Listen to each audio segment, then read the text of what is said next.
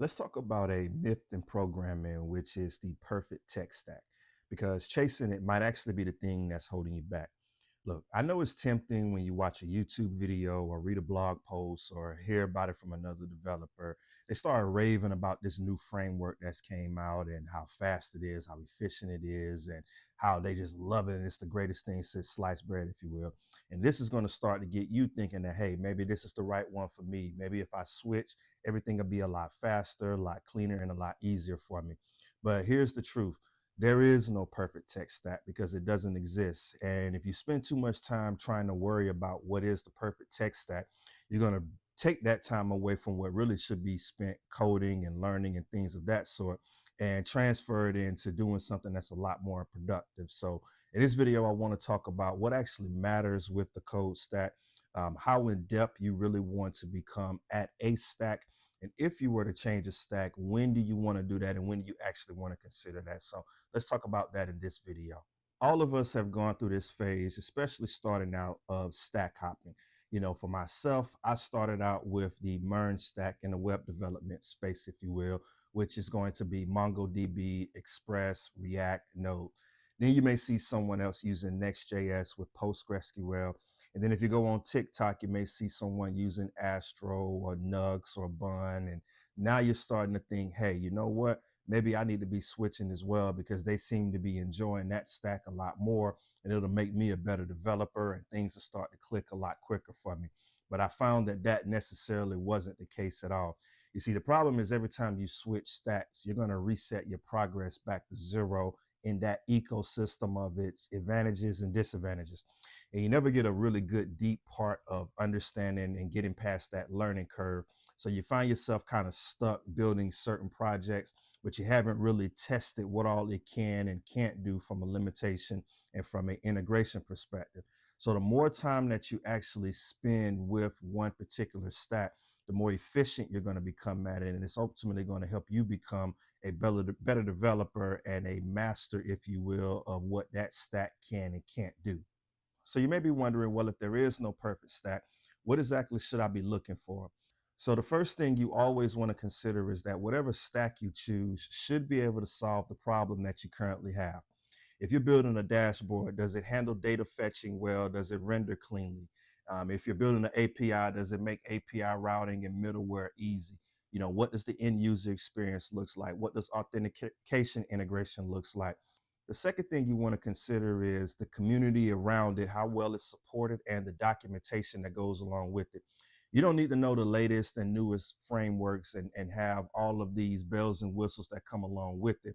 What you want is for it to be well documented and there be great support with it, and it's going to be well maintained. You don't want to pick up on the latest tech stack or the latest back end or front end framework, and then in 6 months it's no longer supported, it's outdated, it's not maintained well, and it doesn't have good, clean documentation. All that's going to do is set you back on your journey of solving the actual issue for yourself or for your client. So make sure when you're picking your stack that it has great support and very good documentation for you to read. And it's something that has stood the test of time and it isn't going to be disappearing in the next 6 months once the latest fad comes out. The final thing that you'll want to consider with this is that it should be something that you're willing to work with for months, not weeks. Make sure the stack is something that you enjoy. No, that shouldn't be the number one thing on the priority list is whether you actually enjoy it or not, but it should be certainly higher than you may actually realize, because if you don't enjoy working with the framework or you don't understand it well enough, chances are you're not going to stick with it and you're not going to see it through. So if you don't actually stick with it and see it through, you're not going to actually solve the problem that you were intended this stack to be a solution for. And you're going to set yourself back as a developer because this is going to be lost time that could have been spent actually learning and building something. But now you have to start all the way over because you decided to pick something that you didn't actually enjoy. The next thing I want you to consider is the actual depth at which you understand the stack that you're building with. You see, you don't want to find yourself switching stacks before you actually have a very good understanding of the stack that you're currently using and how it gets implemented and gets used throughout various different projects. You want to make sure that you actually master this stack and have a very good understanding of it When you stick around and you stop fighting with the syntax and start solving actual problems, you're going to learn all of the quirks and the ins and outs of this stacks. You're going to know the error messages. You're going to get a lot faster with building things, and you're going to be a lot more comfortable with doing things that you may not have done before because of your level of expertise and comfort level with the stack. You want to make sure that you have a very good understanding of the stack before you switch, if at all possible. That way you can take what does transfer from one technical stack to another, and you'll be a lot more efficient in that build process. The final thing I want to leave you with is having a good understanding of when to switch stacks. Look, I'm not saying you should never switch, because I know I have, and I certainly do to this day, depending upon the project needs.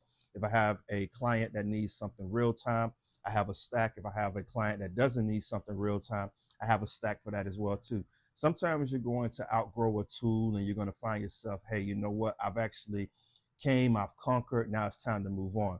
The key is to switch intentionally, not reactively, right? You don't want to just change because someone else is changing or someone else is telling you to change. You want to change because, hey, I've realized I've reached my limitations with this. Now it's time for me to move on and do something else. So my best advice to you is stop chasing the perfect stack and commit to one stack and get very efficient at it. Building a project so that the tool feels comfortable and it feels like an extension of your brain, if you will.